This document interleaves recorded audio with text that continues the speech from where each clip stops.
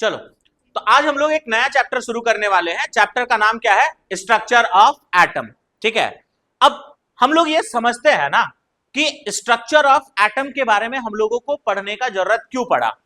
अगर अभी हम आपसे पूछे कि बाबू एटम का स्ट्रक्चर क्या है, तो आप एकदम इजीली बता सकते हो, सर एटम होता है, उसके बीच में न्यूक्लियस होता है। ठीक है, न्यूक्लियस के अंदर में प्रोटॉन और न्यूट्रॉन होता है, और न्यूक्लियस के बाहर में इलेक्ट्रॉन होता है जो कि न्यूक्लियस के चारों तरफ क्लोज सर्कुलर ऑर्बिट में घूमते रहता है। आप एकदम इजीली बता सकते हो कि नहीं बता सकते हो? बट जितना आसानी से अभी आप ये बोल रहे हो कि सर एटम के अंदर में प्रोटॉन होता है, न्यूट्रॉन होता है और इलेक्ट्रॉन होता है, क्या साइंटिस्ट उतना ही आसानी से इलेक्ट्रॉन, प्रोटॉन और न्यूट्रॉन को डिस्कवर कर पाए होंगे? नहीं कर पाए होंगे बाबू। खाली इलेक्ट्रॉन, प्रोटॉन, न्यूट्रॉन ये तीनों को डिस्कवर करने के लिए 100 साल से अधिक का समय लगा था। किसी भी एटम के अंदर में इलेक्ट्रॉन, प्रोटॉन, न्यूट्रॉन होता है, इसको सिर्फ पता लगाने के लिए लगभग कितना साल का समय लगा था? 100 से अधिक साल का समय लगा था। ठीक है, अब देखो, ऐसा नहीं है कि साइंटिस्ट लोग बैठता होगा और एक लॉटरी सिस्टम होता होगा, ठीक है, और लकी ड्रॉ में निकलता होगा इलेक्ट्रॉन, प्रोटॉन, न्यूट्रॉन। ठीक है, लकी ड्रॉ से इलेक्ट्रॉन, प्रोटॉन, न्यूट्रॉन को डिस्कवर नहीं किया गया है। पर्टिकुलरली एक एक्सपेरिमेंट हुआ है और उस एक्सपेरिमेंट के मदद से इलेक्ट्रॉन, प्रोटॉन, न्यूट्रॉन का डिस्कवरी हुआ है। तो इस चैप्टर में हम लोग यही बात करने वाले हैं कि आखिर एटम का स्ट्रक्चर क्या है, एटम का संरचना क्या है। बात समझ आया? ठीक है, साथ ही साथ हम लोग देखेंगे कि एटम का प्रॉपर्टी क्या है, इलेक्ट्रॉन एटम के अंदर में कैसे अरेंज होता है, ये सारा बात हम लोग इस चैप्टर में करने वाले हैं। ठीक है, अब जब आप लोग क्लास 11 के स्टार्टिंग में आए थे तो हम बताए थे कि अपना जो केमिस्ट्री भैया है उसका कितना पोर्शन होता है? 3। और वो 3 पोर्शन कौन कौन सा था? फिजिकल, इनऑर्गेनिक और ऑर्गेनिक। अब ये जो एटॉमिक स्ट्रक्चर है ना, ये फिजिकल केमिस्ट्री का पार्ट है। ठीक है, ये फिजिकल केमिस्ट्री का क्या है? पार्ट है। और ये किससे डील करता है? इस चैप्टर में हम लोग किसके बारे में पढ़ते हैं? तो इस चैप्टर में हम लोग किसी भी एटम का स्ट्रक्चर के बारे में पढ़ते हैं। बात क्लियर है? ठीक है, तो अगर हमको एटॉमिक स्ट्रक्चर को डिफाइन करना हो तो कैसे डिफाइन कर सकते हैं? ठीक है, ये बेसिकली फिजिकल केमिस्ट्री का वह पार्ट है, वह भाग है जहां पे हम किसी भी एटम का स्ट्रक्चर के बारे में बात करते हैं। ठीक है, इसी को इंग्लिश में हम लोग कैसे बोलेंगे? The branch of physical chemistry which deals with structure of atom is known as atomic structure. अब जो बात हम आपको बताए वही बात यहां पे लिखा हुआ भी है। देखो क्या लिखा हुआ है, ध्यान से। द ब्रांच ऑफ, क्या लिखा हुआ है? ठीक है, the branch of physical chemistry which deals with, किससे डील करता है बाबू? Structure of atom is known as क्या सर? Atomic structure. बोलो, बात समझ में आया ना? ठीक है, अब इस चैप्टर में आगे बढ़ने से पहले ना एक बार इस चैप्टर का क्विक रिकैप लिया जाए। बात समझे? ठीक है, क्विक रिकैप कहने का मतलब क्या है कि इस चैप्टर में हम लोग देखेंगे कि क्या क्या टॉपिक पढ़ना है। थोड़ा इससे तुम लोग का इंटरेस्ट डेवलप होगा इस चैप्टर में। अगर हम बात करें इस चैप्टर में क्या क्या पढ़ना है, तो इस चैप्टर का शुरुआत हम लोग करेंगे डाल्टन्स एटॉमिक थ्योरी से। यानी पहला टॉपिक इस चैप्टर में क्या पढ़ना है sir? Dalton's atomic theory. Sir दूसरा चैप्टर हम लोग यहां पे क्या पढ़ेंगे? Discovery of fundamental particle. अब एक बात बताओ जी, फंडामेंटल पार्टिकल हम बोल रहे हैं तो तुमको समझ में आ गया होगा कि हम कौन 3 पार्टिकल का बात कर रहे हैं। थोड़ा बताइए।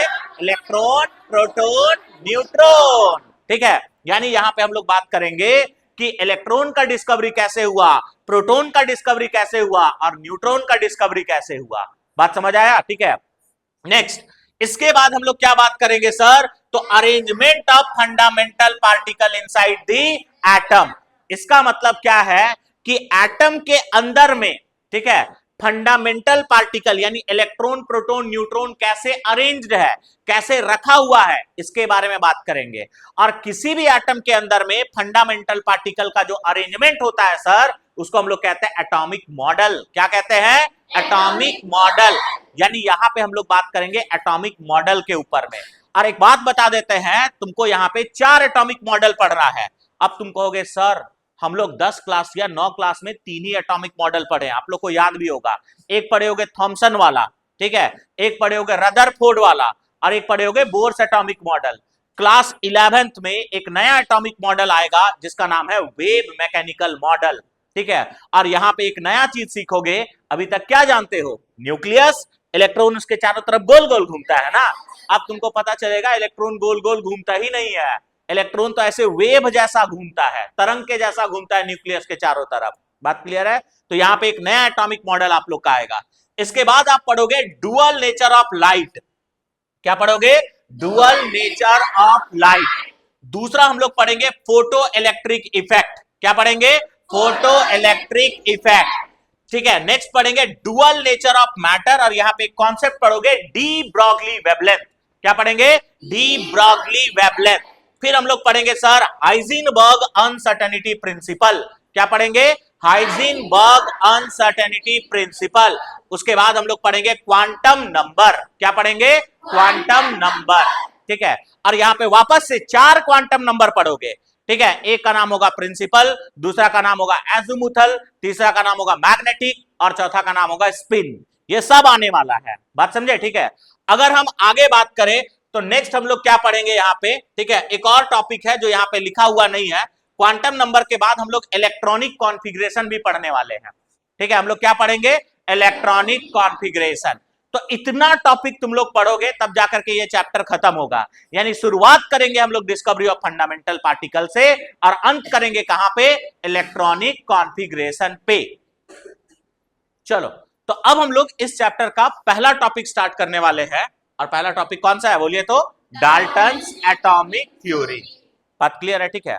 अब पहले हम लोग समझते हैं बाबू डाल्टन्स एटॉमिक थ्योरी क्या कहता था, ठीक है। जो डाल्टन का थ्योरी था ना, वो इंडिविजुअलिटी ऑफ एटम के ऊपर में बेस्ड होता, ठीक है। इंडिविजुअलिटी ऑफ एटम कहने का मतलब क्या है कि एटम को हम लोग फर्दर सब डिवाइड नहीं कर सकते हैं, जो भी प्रोसेस होता है उसमें सिर्फ और सिर्फ एटम इन्वॉल्व होता है। तो इन सब कॉन्सेप्ट के ऊपर में डाल्टन्स का एटॉमिक थ्योरी बेस्ड था। वैसे अगर हम बात करें तो जेई या फिर नीट में इससे ज्यादा बहुत ज्यादा सवाल पूछा नहीं जाता है, बट आप जब स्कूल का एग्जाम वगैरह दोगे ना तो थ्योरी में ये सब सवाल पूछा जा सकता है। हालांकि कभी कभी अगर, ठीक है, ये लोग को थोड़ा डाइवर्सिफाई करने का मन करता है तो डाल्टन्स एटॉमिक थ्योरी से भी सवाल उठा लिया जाता है। अब डाल्टन्स के एटॉमिक थ्योरी में 4 मेन पोस्टुलेट थे, यानी 4 मेन पॉइंट था, और वो 4 पॉइंट क्या क्या था सुनो।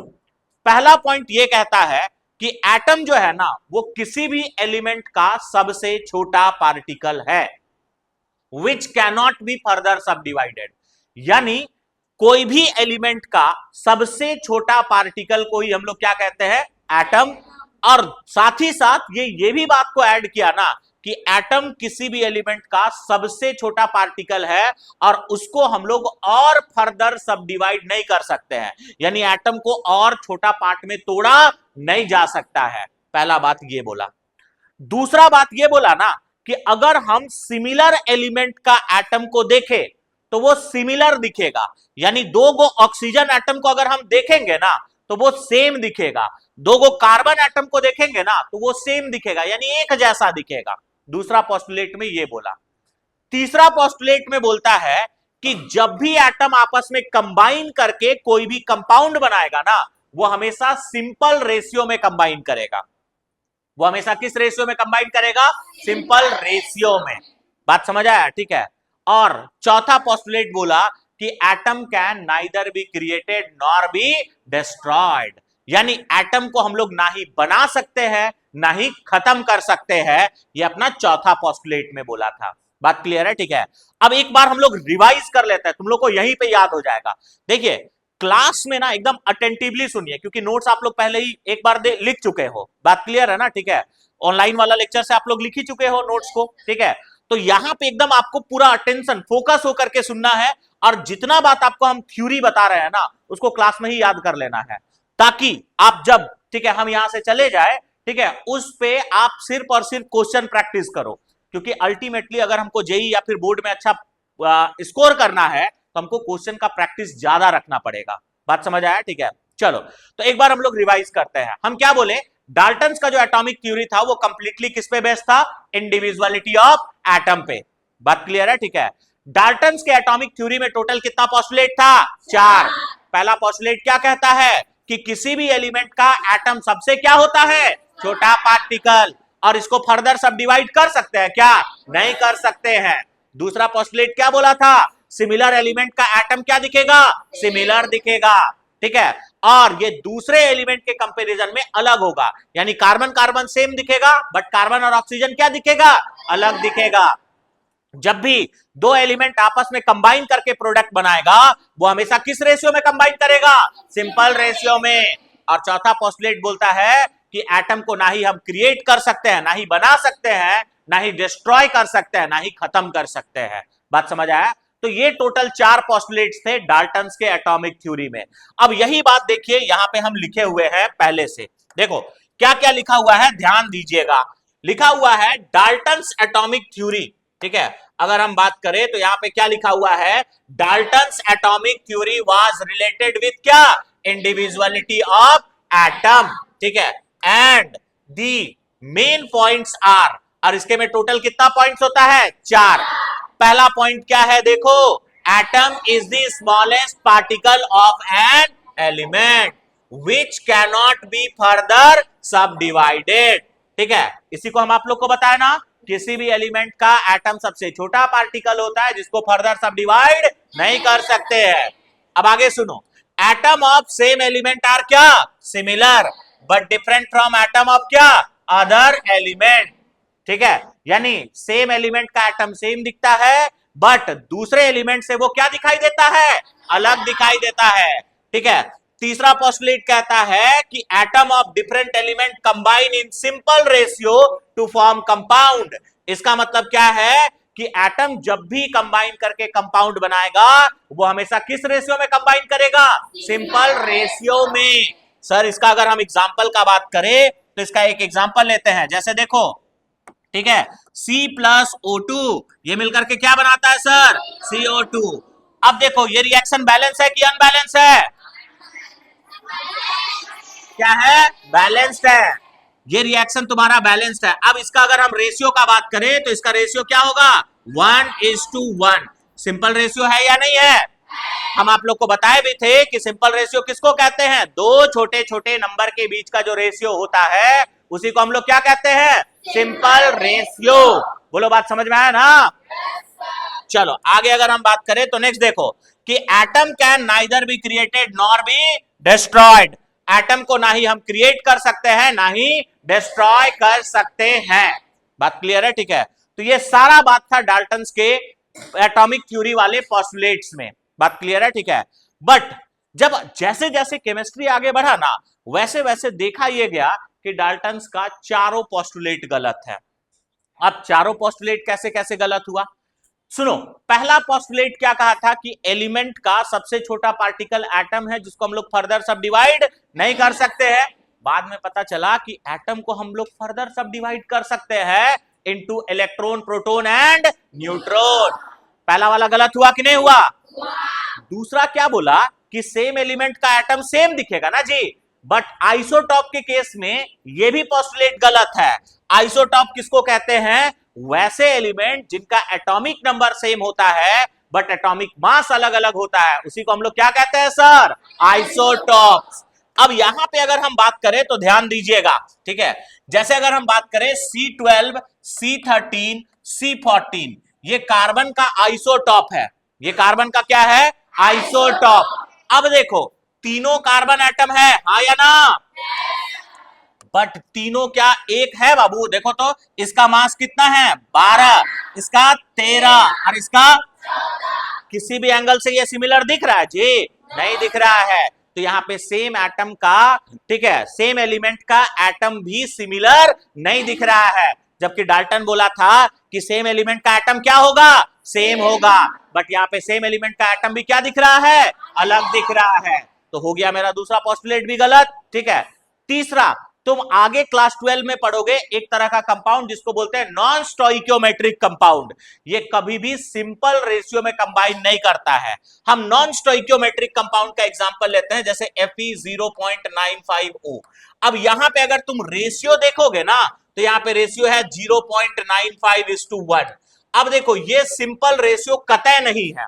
सिंपल रेशियो दो छोटे छोटे नेचुरल नंबर के बीच का रेशियो को कहा जाता है। बट यहां पे एक आ गया 0.95, तो ये कभी भी सिंपल रेशियो का पार्ट नहीं है। जबकि वो क्या बोला, जब भी कंपाउंड बनेगा वो हमेशा किस रेशियो में कंबाइन करेगा, सिंपल रेशियो में। हम मान रहे हैं कि ऐसा कंपाउंड काफी रेयर होता है, बट बनता तो है ना। जबकि डाल्टन क्या बोला कि जब भी कंपाउंड बनेगा हमेशा किस रेशियो में बनेगा, सिंपल रेशियो में। क्या पूरा तरह से वो स्टेटमेंट सही है जी? नहीं है, ठीक है, मतलब ये भी तुम्हारा गलत हो गया। ठीक, चौथा क्या बोला था कि atom can neither be created nor be destroyed, आया ना? बट अभी हम लोग इतना एडवांस हो गए हैं ना कि हम लोग एटम को क्रिएट भी कर सकते हैं। इनफैक्ट हम लोग 118 एलिमेंट के बारे में जानते हैं ना बाबू, ठीक है। 100 के बाद जितना भी एलिमेंट तुम देखते हो ना, सबको लैब में बनाया गया है। अरे अगर हम एटम को लैब में बना सकते हैं तो एटम को डिस्ट्रॉय नहीं कर सकते हैं? कर सकते हैं। यानी आर्टिफिशियल रेडियो एक्टिविटी के मदद से हम लोग एटम को क्रिएट भी कर सकते हैं और डिस्ट्रॉय भी कर सकते हैं। तो हो गया मेरा चौथा पोस्टुलेट भी गलत, ठीक है। अब तुम बताओ कि कोई भी थ्योरी का अगर सब पॉइंटे गलत हो जाए तो तुम उसको एक्सेप्ट करना चाहोगे? नहीं चाहोगे, ठीक है। अब चूंकि डाल्टन्स एटॉमिक थ्योरी का चारों पोस्टुलेट हो गया है गलत, इसी वजह से हम लोग डाल्टन्स एटॉमिक थ्योरी को करेंगे डिस्कार्ड, यानी डाल्टन्स एटॉमिक थ्योरी को करेंगे टाटा बाय बाय। अब कहोगे सर जब गलते था तो काहे पढ़े, ठीक है। यहां पे बहुत बार ऐसा सिचुएशन आएगा कि अगर गलत ही है तो पढ़ाया काहे जा रहा है। बाबू डाल्टन जो था ना, वो पहला बार एटम से रिलेटेड कुछ बात बोला था, ठीक है। तो थोड़ा उसको ट्रिब्यूट देने के लिए हम लोग डाल्टन एटॉमिक थ्योरी को पढ़ लेते हैं, ठीक है। दूसरा, तुम्हारे लिए पढ़ना इसलिए भी जरूरी है क्योंकि इससे सवाल पूछा जाता है, ठीक है। नहीं पढ़ोगे तो सवाल बनेगा नहीं, सवाल नहीं बनेगा तो एग्जाम नहीं निकलेगा, और एग्जाम नहीं निकलेगा तो फिर बर्तन मांजना पड़ेगा। बात समझ आया ना, ठीक है। तो ये सब वजह से तुमको तो डाल्टन एटॉमिक थ्योरी को पढ़ना ही पड़ेगा। अब जो बात हम आप लोग को बताएं वही बात यहां पे लिखा हुआ है, देखिए ध्यान से क्या लिखा हुआ है, ठीक है। All the above postulates of Dalton was discarded. Discarded मतलब उसको हम लोग खारिज कर दिए। हिंदी में बोलोगे डिस्कार्डेड का मतलब क्या होता है, खारिज करना, हटा देना, ठीक है। पहला क्यों गलती किए बाबू, पहला पोस्टुलेट को क्यों हटा दिए? Atom can be further divided into क्या, इलेक्ट्रॉन, प्रोटॉन एंड न्यूट्रॉन। इसी वजह से पहला पोस्टुलेट को गलत कर दिए। दूसरा अगर बात करोगे तो atom of same element can be different, ठीक है, बिकॉज ऑफ एग्जिस्टेंस ऑफ क्या, आइसोटॉप। आइसोटॉप के केस में सेम एलिमेंट का एटम भी अलग अलग दिखाई देता है, दूसरा इसलिए गलत हुआ। तीसरा, नॉन स्टोइकियोमेट्रिक कंपाउंड कभी भी सिंपल रेशियो में कंबाइन नहीं करता है, हम आप लोग को एग्जांपल भी दिखाएं, ठीक है। और आखिरी पोस्टुलेट क्यों गलत हुआ, क्योंकि atom can be created with the help of क्या, आर्टिफिशियल रेडियो एक्टिविटी, यानी एटम को हम लोग क्रिएट कर सकते हैं विद द हेल्प ऑफ क्या, आर्टिफिशियल रेडियो एक्टिविटी। तो this was all about Dalton's atomic theory. बात समझ आया, ठीक है, कि डाल्टन्स एटॉमिक थ्योरी में कितना पोस्टुलेट था, क्यों कौन सा पोस्टुलेट क्या क्यों गलत हुआ, डाल्टन्स एटॉमिक थ्योरी को क्यों हम लोग डिस्कार्ड कर दिए, ये सब आप लोग को याद हो जाना चाहिए। बात समझ आया, ठीक है। चलो, तो डाल्टन्स एटॉमिक थ्योरी को खत्म करने के बाद अब हम लोग चलेंगे नेक्स्ट टॉपिक के तरफ, जो कि है डिस्कवरी ऑफ फंडामेंटल पार्टिकल, ठीक है। तो चलिए हम लोग शुरू करते हैं अब अपना नेक्स्ट टॉपिक, जिसका नाम क्या है sir, discovery of fundamental particle. और आप लोग सब कोई को पता होगा कि फंडामेंटल पार्टिकल का मतलब क्या होता है, इलेक्ट्रॉन, प्रोटॉन और न्यूट्रॉन।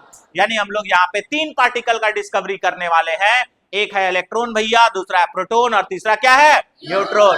तो चलो हम लोग फंडामेंटल पार्टिकल का डिस्कवरी देखते हैं। और सबसे पहला जो डिस्कवरी देखने वाले हैं वो है डिस्कवरी ऑफ कैथोड रे। अब जैसे ये टॉपिक देखोगे तुम कहोगे सर ये तो आप बहुत अजीब बात करने लगे, आप पहले कहते हैं हम फंडामेंटल पार्टिकल का डिस्कवरी पढ़ाएंगे और फंडामेंटल पार्टिकल में आप बोल रहे इलेक्ट्रॉन, प्रोटॉन, न्यूट्रॉन होता है, अब ये आप डिस्कवरी ऑफ कैथोड रे पढ़ाने लगे, ठीक है।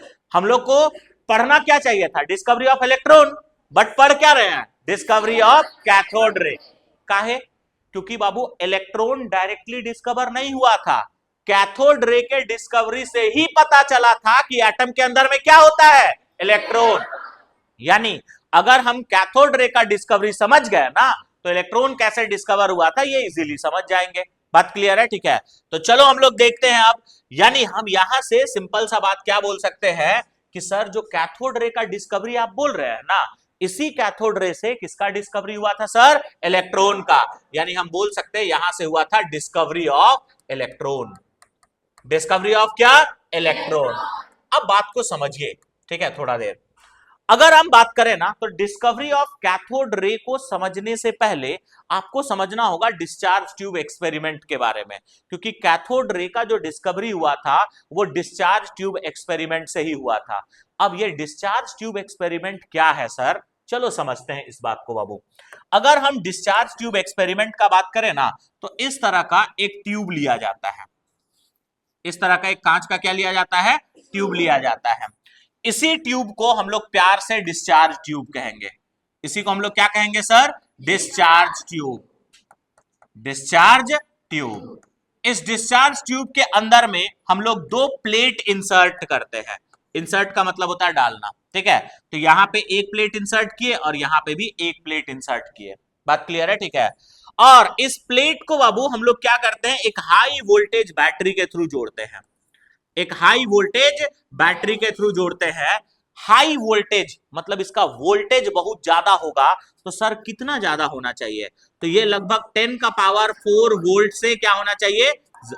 ज्यादा होना चाहिए। 10 का पावर 4 वोल्ट और या फिर उससे ज्यादा। बात क्लियर है? ठीक है। अब तुम लोग क्लास 10th में ना बैटरी का सिंबल पढ़े होगे, हाँ या ना? बाबू ये छोटा वाला डंडा किसको रिप्रेजेंट कर रहा है बताओ तो? माइनस। और ये किसको रिप्रेजेंट? प्लस। अब सुनो, नेगेटिव से जुड़ा हुआ वाला जो प्लेट होगा ना, उसको हम लोग कहते हैं कैथोड। क्या कहते हैं? कैथोड, ठीक है। और पॉजिटिव से जुड़ा हुआ वाला प्लेट को क्या कहेंगे? एनोड। बात समझ आया? ठीक है। अब इसके बाद हम लोग क्या किए थे ना, इस डिस्चार्ज ट्यूब के इधर एक कोटिंग किए थे। कोटिंग का मतलब होता है परत चढ़ाना। क्या चढ़ाना? परत चढ़ाना। तो ये कोटिंग किसका था सर? तो ये कोटिंग था ZNS का। ZNS कोटिंग था। क्या था सर? ZNS coating. बात समझ आया ना? ठीक है। अब अगर हम बात करें तो ZNS कोटिंग का काम क्या होता है, ठीक है, तो इसको समझने से पहले कभी तुम लोग रात को हाईवे में ट्रेवल किए हो? हाईवे मतलब रास्ता में ट्रेवल किए हो? तुम लोग देखते होगे गाड़ी का जब लाइट पड़ता है तो कुछ चीज चमकता है और लगता है लाइट जल रहा है ना, बट वो एक्चुअली में लाइट होता है जी? नहीं, ठीक है। वो रेडियम होता है ना, ठीक है। वो लाइट पड़ने से चमकना शुरू करता है, ठीक है। इसी फेनोमेना को बोलते हैं फ्लोरोसेंस। यानी कोई लाइट वाला पार्टिकल पड़ेगा और अगर वो चमकना शुरू किया तो इसको बोलते हैं फ्लोरोसेंस। फ्लोरोसेंस का मतलब होता है चमक। फ्लोरोसेंस का मतलब क्या होता है? चमक। तो ZNS कोटिंग का भी काम होता है चमक क्रिएट करना, फ्लोरोसेंस क्रिएट करना। ये जो ZNS कोटिंग है इसका काम क्या होता है सर? To create fluorescence. क्या होता है? To create fluorescence. To create fluorescence. Fluorescence. और फ्लोरोसेंस का मतलब आपको सबको को पता है, फ्लोरोसेंस का मतलब होता है चमक। फ्लोरोसेंस का मतलब क्या होता है? चमक। अब इस डिस्चार्ज ट्यूब में ना छोटा सा एक छेद छोड़ा गया, छोटा सा एक होल छोड़ा गया इस प्रकार से। देखो,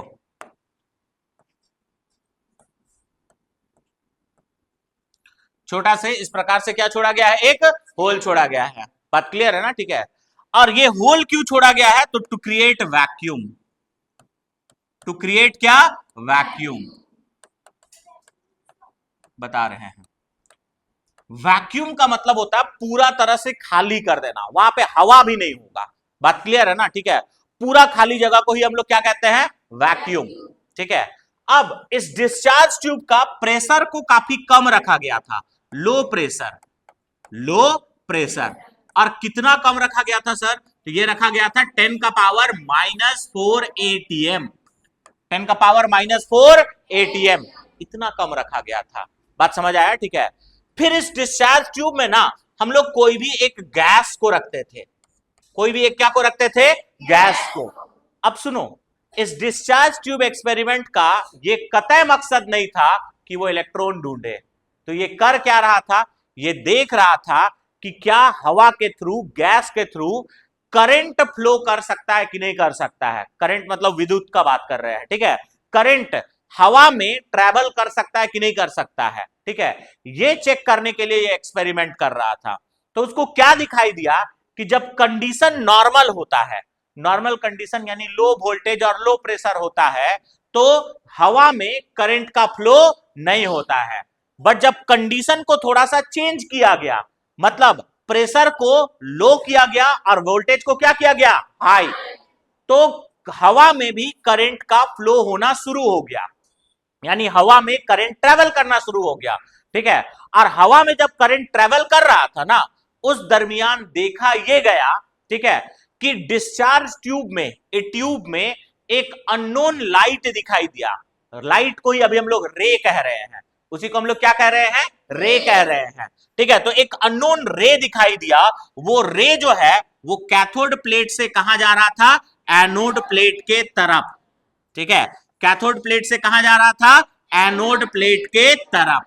बात क्लियर है ना? ठीक है, और इस रे को वो क्या नाम दिया था सर, तो इसको नाम दिया था कैथोड रे। क्या नाम दिया था सर, कैथोड रे। बात क्लियर है ना? ठीक है, उसको पता ही नहीं चला कि नाम क्या देना है, तो उसको दिखा कि अच्छा कैथोड के तरफ से निकल रहा है ना, तो इसको हम लोग नाम दे देते हैं कैथोड रे। बात क्लियर है? ठीक है, आगे चल करके जे थॉमसन नाम का एक साइंटिस्ट थे, वो बोले कि देखो भाई, जिसको तुम कैथोड रे कह रहे हो ना, वो एक्चुअली में कैथोड रे नहीं है, वो एक्चुअली में क्या है, इलेक्ट्रॉन। एक्चुअली में क्या है, इलेक्ट्रॉन। और इस तरह से इलेक्ट्रॉन का डिस्कवरी हुआ था। बात समझ आया ना? ठीक है, तो हम क्या बोले, बात को सुनो। एक साइंटिस्ट थे जिनका नाम था जूलियस प्लकर। वो क्या कर रहा था, तो अलग अलग गैसेस का कंडक्टिविटी चेक कर रहा था, यानी गैस में इलेक्ट्रिसिटी फ्लो कर सकता है या नहीं कर सकता है, उसको चेक कर रहा था। तो उसको क्या दिखाई देता है, उसको सिंपल सा बात ये दिखता है कि गैसेस के थ्रू कभी भी इलेक्ट्रिसिटी फ्लो नहीं करता है। ठीक है, तो क्या होता है, ठीक है, नॉर्मल कंडीशन में गैसेस के थ्रू इलेक्ट्रिसिटी कंडक्ट नहीं होता है, बट कंडीशन को थोड़ा चेंज किया जाए, यानी हाई वोल्टेज और लो प्रेशर अप्लाई किया जाए, तो गैस में इलेक्ट्रिसिटी का फ्लो हो जाता है। और उस पॉइंट ऑफ टाइम पे एक अननोन लाइट दिखाई देता है, एक अननोन रे दिखाई देता है, उसी को हम लोग किस नाम से बुलाते हैं सर, कैथोड रे। आगे चल करके कैथोड रे के ऊपर में फर्दर जब रिसर्च हुआ, तो पाया यह गया कि वो कैथोड रे नहीं है, वो बेसिकली क्या है, इलेक्ट्रॉन है। बोलो, बात समझ में आया ना? चलो, अब जो बात हम आपको समझाए हैं कैथोड रे वाला एक्सपेरिमेंट में, वही सारा बात यहां पे लिखा हुआ है, ध्यान दीजिएगा और पढ़िएगा। क्या लिखा हुआ है, देखो, Julius Plucker was studying the conductivity of क्या, गैसेस। ये अलग अलग गैस का कंडक्टिविटी पढ़ रहा था, एंड ही फाउंड दैट, ठीक है, और इसको क्या दिखाई देता है, normally gases are bad conductor of क्या, इलेक्ट्रिसिटी, यानी गैसेस के थ्रू इलेक्ट्रिसिटी कंडक्ट नहीं होता है।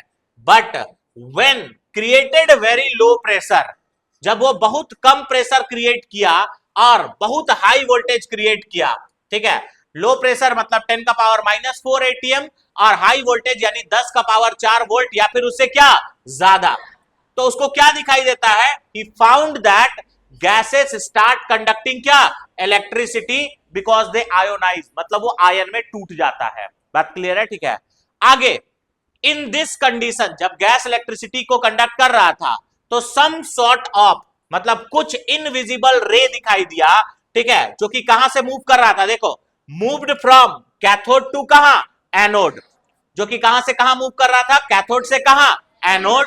Since this ray seems to be originating from cathode, यानी उसको ये दिखाई दे रहा था कि ये जो रे है वो कैथोड से ओरिजिनेट हो रहा है और एनोड के तरफ जा रहा है, इसी वजह से उस रे को वो क्या नाम दिया था, कैथोड रे। उसी को ये क्या नाम दिया था, कैथोड रे। बोलो, बात समझ में आया ना? ठीक है, तो बताओ, डिस्चार्ज ट्यूब एक्सपेरिमेंट का मकसद क्या था, गैसेस का electricity conductor, gases electricity conduct कर सकता है या नहीं कर सकता है, वो पता लगाना था, या फिर इलेक्ट्रॉन ढूंढना था? गैसेस इलेक्ट्रिसिटी कंडक्ट करेगा या नहीं करेगा, वो पता लगाना इसका मेन मकसद था, इलेक्ट्रॉन ढूंढना इसका मकसद नहीं था। चलो, अब हम लोग थोड़ा सा कैथोड रे का प्रॉपर्टीज के बारे में बात करते हैं कि आखिर कैथोड रे का क्या क्या प्रॉपर्टी है। ठीक है, पहला प्रॉपर्टी ये है कि कैथोड रे जो जब भी डिस्चार्ज ट्यूब में चलेगा ना, ट्रेवल करेगा, वो हमेशा एक स्ट्रेट लाइन में चलता है, हमेशा एक कैसा चलेगा, स्ट्रेट लाइन, यानी सीधा चलेगा, कभी टेढ़ा मेढ़ा चलेगा नहीं। और कैथोड रे का वेलोसिटी यानी स्पीड काफी हाई होता है। ठीक है, कैथोड रे का स्पीड यानी वेलोसिटी काफी क्या होता है, हाई होता है। तो पहला लाइन यही है, ठीक है, कि कैथोड रे ट्रेवल इन अ क्या, स्ट्रेट लाइन, वो सीधा चलता है विथ वेरी हाई वेलोसिटी यानी उसका स्पीड काफी क्या होता है, हाई होता है। आगे सुनो, अगर हम कैथोड रे जिस रास्ता में चल रहा है ना, उस रास्ता में कोई भी ऑब्जेक्ट को रखे, कोई भी सामान को रखे, तो उसका हमको परछाई दिखाई देता है। तुम ऐसे भी सोचो ना, कैथोड रे मतलब लाइट का बात कर रहे हैं, जिस रास्ता में लाइट चल रहा है उसका रास्ता में तुम अगर अपना हाथ को रख दोगे तो परछाई दिखता है कि नहीं दिखता है जी? ठीक है, तो सेम वही है कि कैथोड रे के रास्ता में कोई भी ऑब्जेक्ट को रखा जाए तो उसका हमको क्या दिखाई देने लगता है, परछाई। ठीक है, तो यही बात यहां पे लिखा गया है कि एंड प्रोड्यूसेस अ शैडो, ठीक है, and produces a shadow of object placed in the क्या, पाथ। वो क्या करता है, जो भी शैडो बन रहा, जो भी तुम्हारा ऑब्जेक्ट है जो कि उसके पाथ में रखा गया है, उसका परछाई प्रोड्यूस करता है, शैडो प्रोड्यूस करता है। आगे अगर हम बात करें तो नेक्स्ट क्या बोला है, cathode ray produces mechanical effect. इसका मतलब क्या होता है, सुनो, कैथोड रे के ना पाथ में एक छोटा सा चक्री को रखा गया, इसी को इंग्लिश में पैडल व्हील कहता है। इसी को क्या कहता है, पैडल व्हील। सब लोग इधर ध्यान से देखिएगा, ठीक है। तो जब चक्री को रखा गया तो उसको क्या दिखता है कि कैथोड रे जब भी चक्री से टकराता था ना, वो चक्री रोटेट करने लगता था। तो इसी को बोलते हैं मैकेनिकल इफेक्ट। इसी को हम लोग क्या कहते हैं, मैकेनिकल इफेक्ट। यानी अगर हम लोग कैथोड रे के रास्ता में एक पैडल व्हील को रखे, एक चक्री को रखे, तो वो घूमना शुरू करता है। इसीलिए हम लोग कह रहे थे कि कैथोड रे जो है वो मैकेनिकल इफेक्ट प्रोड्यूस करता है। कैथोड रे एक प्रकार का क्या प्रोड्यूस करता है, मैकेनिकल इफेक्ट। यही बात लिखा गया है, ये मैकेनिकल इफेक्ट प्रोड्यूस करता है। And if a small paddle wheel का मतलब क्या बोल रहे हैं, चक्री, ठीक है, is kept in the path, ठीक है, it starts rotating. It starts क्या, rotating, which indicates cathode ray consist of a material part. अब इसे क्या इंडिकेट हो रहा है ना, कि कैथोड रे में कोई ना कोई मटेरियल पार्ट होता है। अब सर ये मटेरियल पार्ट का मतलब क्या होता है, तो वैसा पार्ट जिसके पास कुछ ना कुछ मास होगा और जो स्पेस घेरेगा, उसी को बोलते हैं मटेरियल पार्ट। उसी को हम लोग क्या कहते हैं, मटेरियल पार्ट। यानी कैथोड रे के अंदर में कुछ ऐसा पार्टिकल है जिसका कुछ ना कुछ वजन होगा और कुछ ना कुछ स्पेस घेरता हो, उसी को हम लोग मटेरियल पार्ट कह रहे हैं। ये पता कैसे चला था, चक्री को रखने पे कैथोड रे टकराया और उसको घुमा दिया। बात समझ आया ना, ठीक है। अब नेक्स्ट अगर बात करें तो यहां से पता चला था कि कैथोड रे में नेगेटिवली चार्ज पार्टिकल होता है। देखो कैथोड रे वाला, अब सुनो यहां पे वापस से, ये जो ट्यूब है ना, इसमें हम क्या करते हैं, इलेक्ट्रिक फील्ड या मैग्नेटिक फील्ड अप्लाई करते हैं। तो उसमें ना एगो जो प्लेट होगा वो नेगेटिव चार्ज होगा और एगो प्लेट होगा पॉजिटिव चार्ज। बात समझे, ठीक है। तो जब ट्यूब में हम लोग इलेक्ट्रिक फील्ड या मैग्नेटिक फील्ड अप्लाई करते हैं, ध्यान दीजिएगा, तो क्या देखते हैं कि कैथोड रे अपना रास्ता बदल लेता है और रास्ता बदल करके किधर जाना शुरू करता है, तो जिधर पॉजिटिव है ना उधर जाना शुरू करता है। अब हम लोग ये बात बचपन से पढ़ते आए हैं कि लाइक चार्जेस एक दूसरे को रिपेल करता है और अनलाइक चार्जेस एक दूसरे को क्या करता है, अट्रैक्ट करता है। इसका मतलब अगर ये पॉजिटिव के तरफ जा रहा है, मतलब पॉजिटिव के तरफ ये अट्रैक्ट हो रहा है। अगर पॉजिटिव के तरफ अट्रैक्ट हो रहा है मतलब खुद के पास, इसके पास कौन सा चार्ज होगा, नेगेटिव चार्ज। कौन सा चार्ज होगा, नेगेटिव चार्ज। यानी यहां से हमको पता चल गया कि कैथोड रे में एक नेगेटिवली चार्ज पार्टिकल है और नेगेटिवली चार्ज पार्टिकल को ही आगे चल करके जे थॉमसन क्या नाम दिया था, इलेक्ट्रॉन। तो अगर आपसे पूछा जाए कि इलेक्ट्रॉन को कौन साइंटिस्ट डिस्कवर किए थे, तो उसका नाम क्या होगा, जे थॉमसन। अब यही बात देखो यहां पे लिखा हुआ है, ध्यान दीजिएगा, ठीक है। अब क्या लिखा हुआ है देखो जरा, when electrical and magnetic field is applied to cathode ray tube, the rays are deflected. Deflected का मतलब होता है अपना रास्ता बदल देना, ठीक है। And these rays are deflected towards positive field, और ये अपना रास्ता बदल करके किधर जाता है, पॉजिटिव फील्ड के तरफ, ठीक है, of the plate, which shows that, ये क्या दिखाता है कि कैथोड रे कंसिस्ट ऑफ कौन सा पार्टिकल, नेगेटिवली चार्ज पार्टिकल। यानी कैथोड रे के पास नेगेटिवली चार्ज पार्टिकल है और इसी नेगेटिवली चार्ज पार्टिकल को हम लोग क्या बोलते हैं, इलेक्ट्रॉन। ठीक है, अब आगे सुनो, कैथोड रे जब जेडएनएस स्क्रीन के साथ टकराता था तो चमक क्रिएट करता था कि नहीं करता था? करता था। नेक्स्ट प्रॉपर्टी यही है जी, कैथोड रे क्रिएट्स क्या? फ्लोरोसेंस। फ्लोरोसेंस का मतलब क्या होता है? चमक क्रिएट करना। बात क्लियर है? ठीक है, आगे सुनो नेक्स्ट। अब देखो एक बात देखो, नेक्स्ट पॉइंट पढ़ने से पहले एक एग्जांपल लेते हैं। हम एक पतला सा, ठीक है, कागज को रख दे और वहां पे एक एकदम हाई वेलोसिटी वाला ऑब्जेक्ट को टकरवा दे, ठीक है, मतलब बहुत तेजी से आकर के टकरा रहा है, तो बताओ वो पतला सीट ऑफ पेपर छेद होगा या नहीं होगा? ठीक है, मतलब हम क्या बोलेंगे, जो भी सामान उससे टकरा रहा है वो छेद करके पार हो जा रहा है, तो इसको अंग्रेजी में बोला जाता है पेनिट्रेशन। इसको हम लोग क्या कहते हैं? पेनिट्रेशन। यानी जो कैथोड रे ट्यूब होता है ना, वो क्या करता है, सॉरी, कैथोड रे ट्यूब में अगर हम कोई पतला सा मेटल का सीट को रख दे तो कैथोड रे उसको टकराता है और उससे पेनिट्रेट करके पार हो जाता है, मतलब छेद करके क्या हो जाता है? पार हो जाता है। तो यही बात यहां पे लिखा हुआ है, क्या लिखा हुआ है देखो, cathode ray penetrate through a thin sheet of क्या?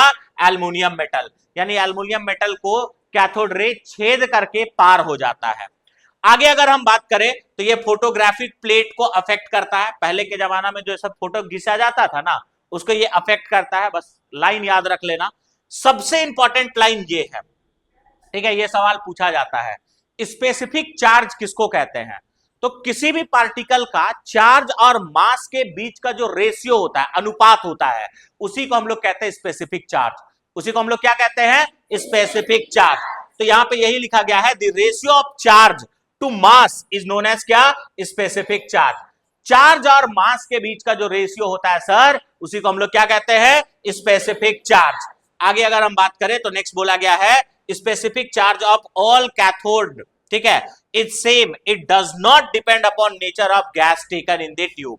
ये सबसे इंपॉर्टेंट लाइन है, इससे सवाल पूछा गया है। दो लाइन यहां पे एकदम मेन याद रखना। पहला, स्पेसिफिक चार्ज किसे कहा जाता है? तो स्पेसिफिक चार्ज हम लोग किसको कहते हैं? चार्ज और मास के बीच का जो रेशियो होता है, उसी को हम लोग क्या कहते हैं? Specific charge. पॉइंट नंबर 1, ठीक है। सेकेंड पॉइंट आपको क्या याद रखना है? सेकेंड पॉइंट ये याद रखना है कि कोई भी गैस तुम डिस्चार्ज ट्यूब में लो, जैसे हम हाइड्रोजन ले, ऑक्सीजन ले, फ्लोरीन ले, नियोन ले, कोई भी गैस ले ले भाई, हमको फर्क नहीं पड़ता है। बात समझे? ठीक है, तो कोई भी गैस लोगे तो वहां पे कैथोड रे प्रोड्यूस होगा कि नहीं होगा? होगा।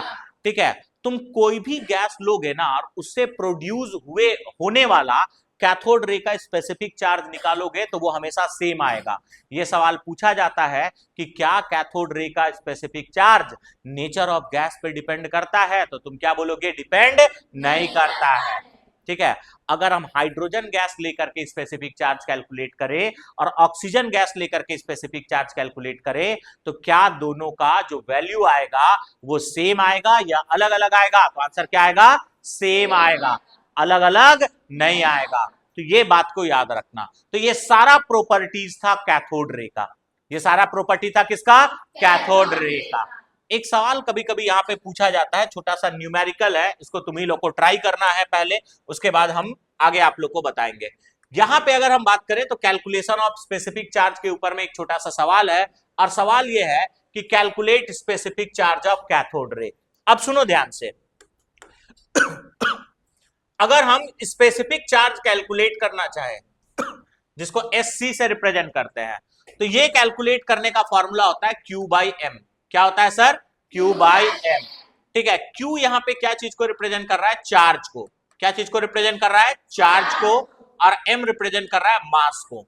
M किसको रिप्रेजेंट कर रहा है? मास को। चार्ज का यूनिट होता है C यानी कूलम। C यानी क्या होगा? कूलम। और मास का यूनिट होगा kg। मास का यूनिट क्या होगा? kg। यानी स्पेसिफिक चार्ज का यूनिट होगा कूलम पर kg। क्या होगा बताओ? Coulomb per kg। अब बताओ, अगर हमको कैथोड रे का स्पेसिफिक चार्ज निकालना है, किसका निकालना है बताओ सर? Cathode ray. तो आप सिंपल सा बात बताओ बाबू, कैथोड रे में क्या होता है? कौन सा पार्टिकल होता है? इलेक्ट्रॉन। ठीक है, यानी अगर हमको इलेक्ट्रॉन का चार्ज और मास पता चल जाए तो हम कैथोड रे का स्पेसिफिक चार्ज निकाल सकते हैं, हाँ या ना? और आप सबको पता है सर कि जो इलेक्ट्रॉन होता है ना, उसका चार्ज का वैल्यू कितना होता है बताओ तो? 1.6 × 10⁻⁻⁻19 कूलम। और इलेक्ट्रॉन का मास कितना होता है बताओ तो 9.1 इंटू 10 का पावर -31 केजी होता है कि नहीं होता है? आप लोग जल्दी से इसको सॉल्व करो और आंसर ला करके बताओ कि इसका स्पेसिफिक चार्ज क्या होगा। फास्ट।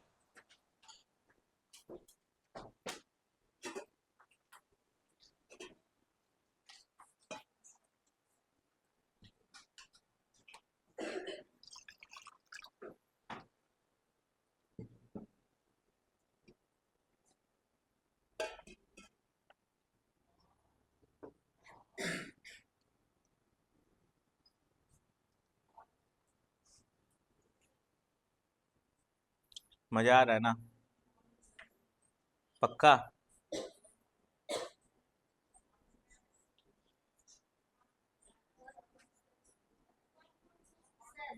आ गया? ठीक है।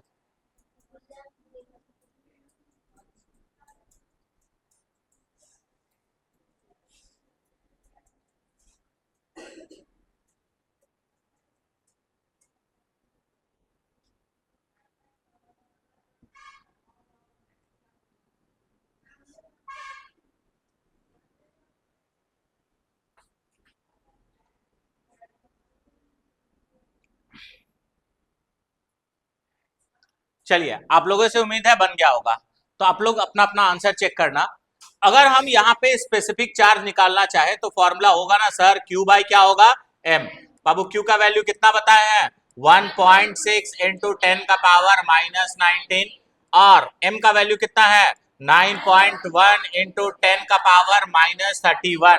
अब चलो इसको हम लोग कैंसिल करते हैं, तो -19 से ये कटेगा या नहीं कटेगा?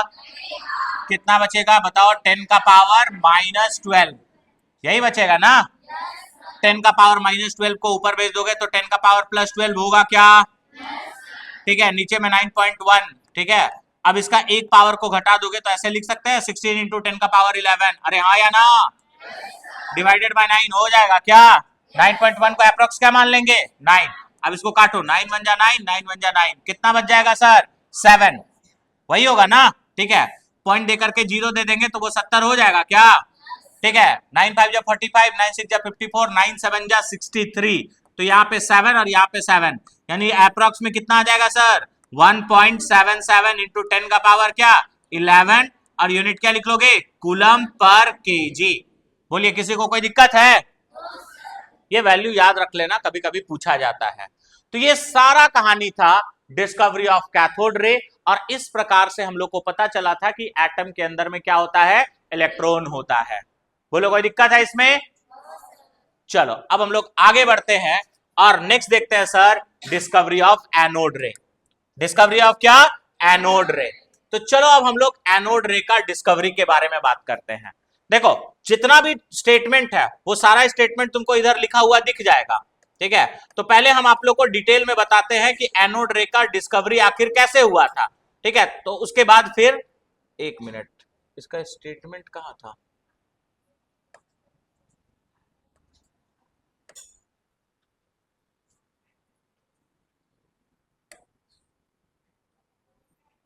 हम हटा दिए क्या?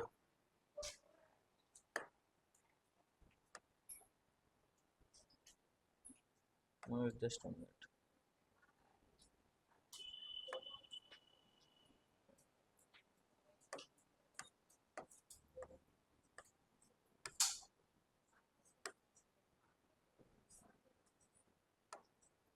इसका एक स्टेटमेंट वाला पैराग्राफ था, वो यहाँ पे लिखा हुआ नहीं, उसको हमको खुद से लिखना होगा। वहां पे लिखा था ना, देखो तो। तुम लोग लिखे हो ना?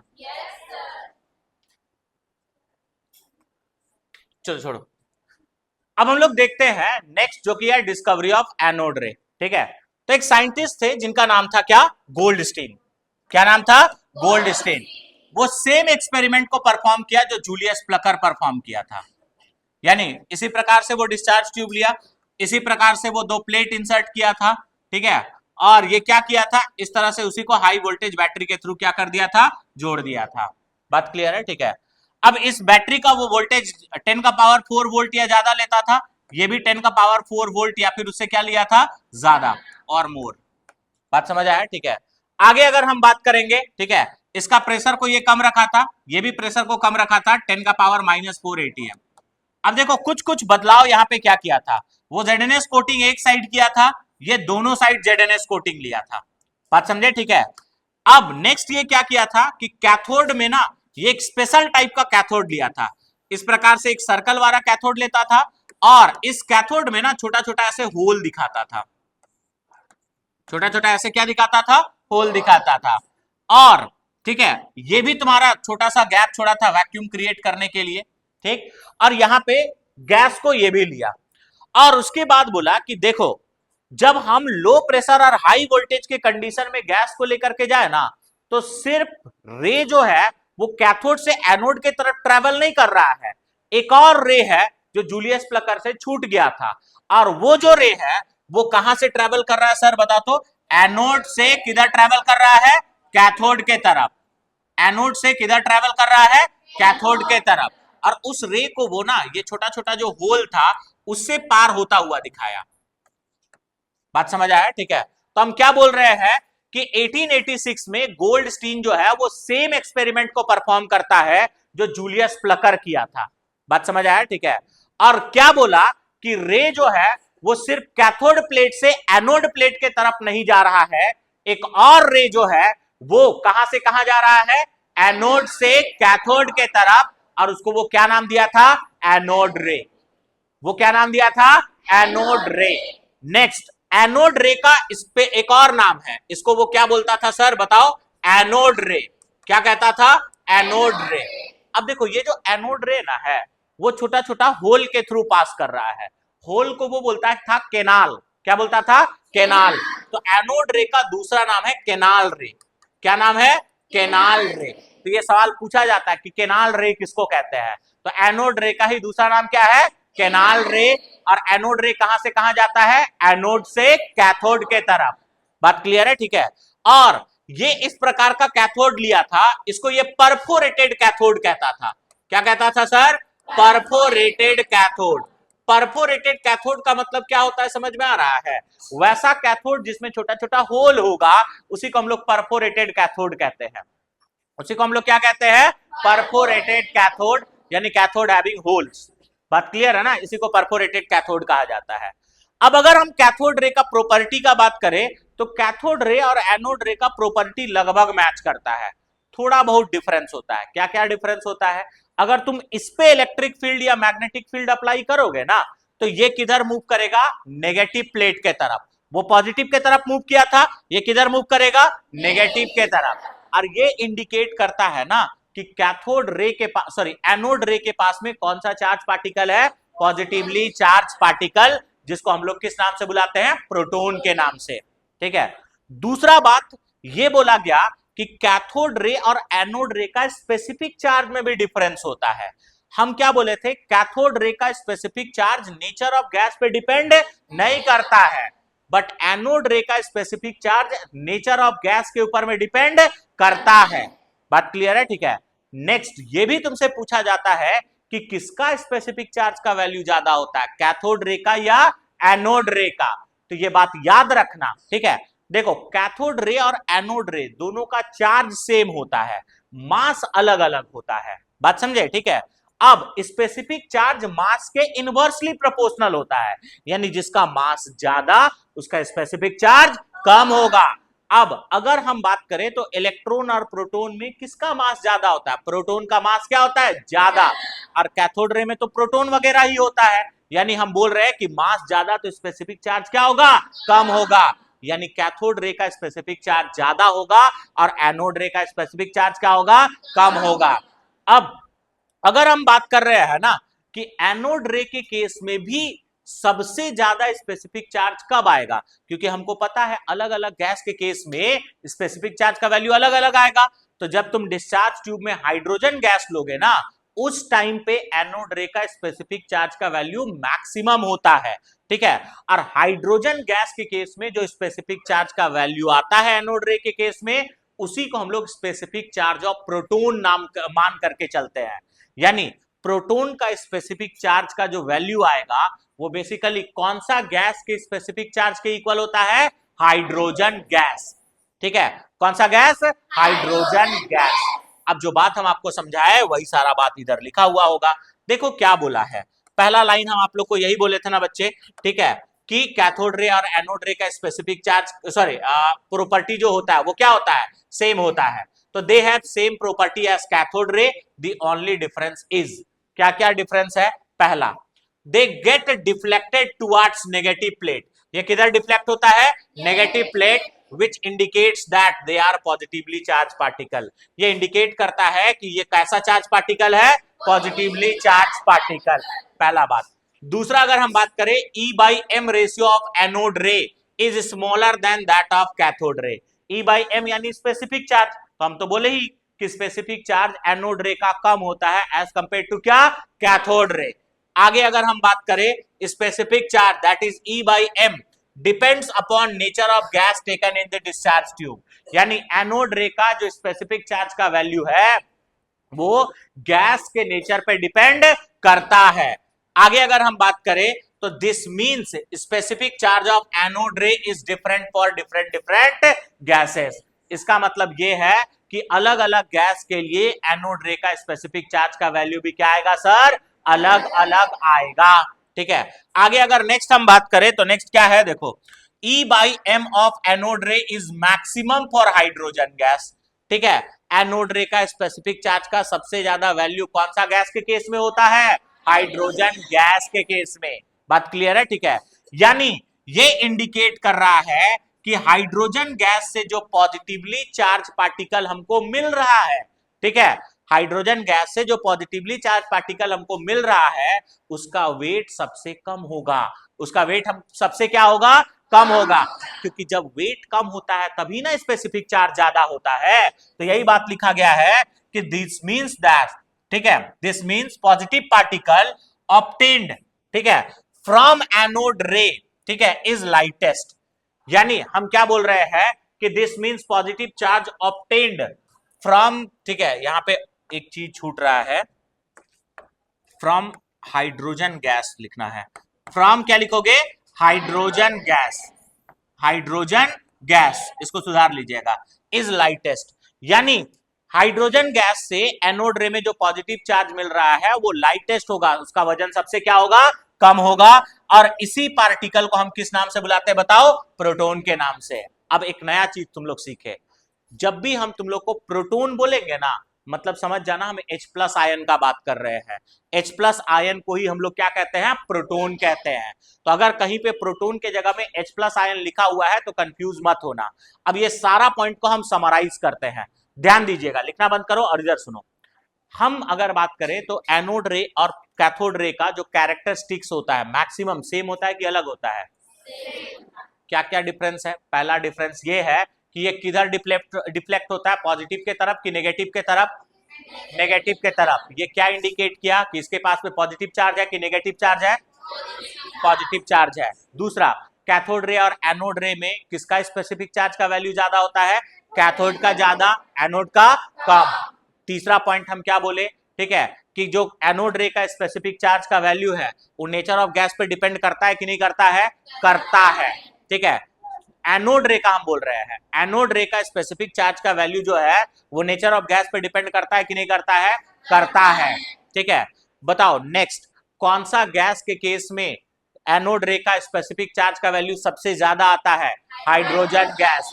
ये क्या इंडिकेट किया कि हाइड्रोजन गैस के केस में जो स्पेसिफिक चार्ज तुमको दिखाई दे रहा है, सॉरी, हाइड्रोजन गैस के केस में जो पॉजिटिवली चार्ज पार्टिकल आपको दिखाई दे रहा है उसका वेट सबसे क्या होगा? कम होगा। यानी हाइड्रोजन गैस के केस में मिलने वाला पॉजिटिवली चार्ज पार्टिकल को ही हम लोग क्या कहते हैं? प्रोटॉन। क्या कहते हैं? प्रोटॉन। बात समझ आया ना? ठीक है। अब अगर हमसे पूछा जाए ना कि calculate specific charge of proton, ठीक है, प्रोटॉन का स्पेसिफिक चार्ज कैलकुलेट करने के लिए, तो क्या आप लोग मुझे कैलकुलेट करके नहीं बता सकते हो? अभी हम बताए थे स्पेसिफिक चार्ज निकालने का फॉर्मूला क्या होता है? Q/m। प्रोटॉन का चार्ज का वैल्यू कितना होता है सर? 1.6 इंटू 10 का पावर -19 कूलम। और अगर हम प्रोटॉन का मास का बात करें तो 1.66 इंटू 10 का पावर क्या होता है? -27 kg। अब जल्दी से चलो हम लोग इसका स्पेसिफिक चार्ज निकालते हैं। क्या हो जाएगा सर?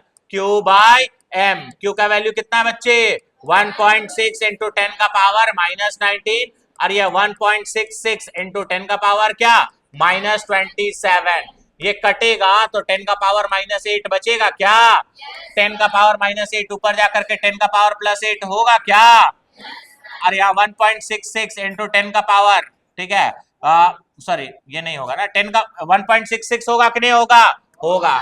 अब हम लोग इसको करते हैं सॉल्व तो यहाँ पे आ जाएगा क्या ये ठीक है यहाँ पे अगर एक पॉइंट हटाओगे तो इसका एक पॉइंट कहाँ चला जाएगा पीछे यानी इसको हम ऐसे लिख सकते हैं 160 देखो हम क्या क्या किए हैं 160 डिवाइडेड बाई 166 इंटू 10 का पावर 8 लिख सकते हैं कि नहीं लिख सकते हैं देखो एक पॉइंट हटाने से डेसिमल एक बार पीछे गया इसका एक और पॉइंट हटाओगे एगो 0 आएगा कि नहीं आएगा इसको काटने से 9.9 सॉरी 0.996 आता है कि नहीं आता है 0.996 इसको अगर हम सॉल्व कर ले तो स्पेसिफिक चार्ज कितना आएगा 9.96 इंटू 10 का पावर क्या 7 कूलम पर केजी तो ये तुम्हारा प्रोटॉन का स्पेसिफिक चार्ज का वैल्यू होगा।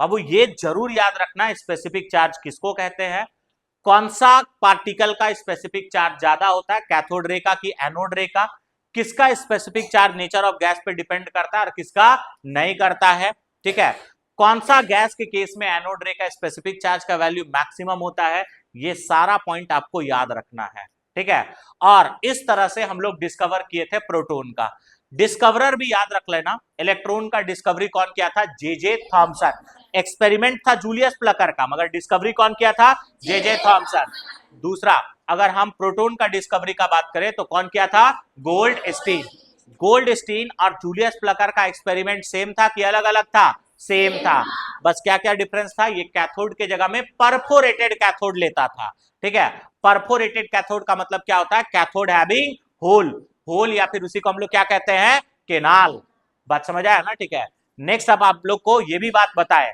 ठीक है कि एनोड रे का एक और नाम था क्या नाम था केनाल रे बात समझ आया ना ठीक है तो ये सारा बात हम लोग किए क्या क्या आज हम लोग क्लास में क्या क्या पढ़े पहले हम लोग डाल्टन से एटॉमिक थ्योरी कंप्लीट किए दूसरा हम लोग discovery of cathode ray complete कर लिया और डिस्कवरी ऑफ एनोड रे अब नेक्स्ट क्लास में हम लोग डिस्कवरी ऑफ न्यूट्रॉन से शुरू करेंगे जो कि हम लोग का तीसरा फंडामेंटल पार्टिकल होगा उम्मीद है यहां तक किसी भी बच्चे को कोई दिक्कत नहीं होगा है क्या दिक्कत पक्का ना चलो कोई दिक्कत नहीं है तो इसके आगे अब हम लोग नेक्स्ट लेक्चर में कंटिन्यू करेंगे डिस्कवरी ऑफ न्यूट्रॉन से बात समझ आया ठीक है तो चलो फिर सभी को थैंक यू।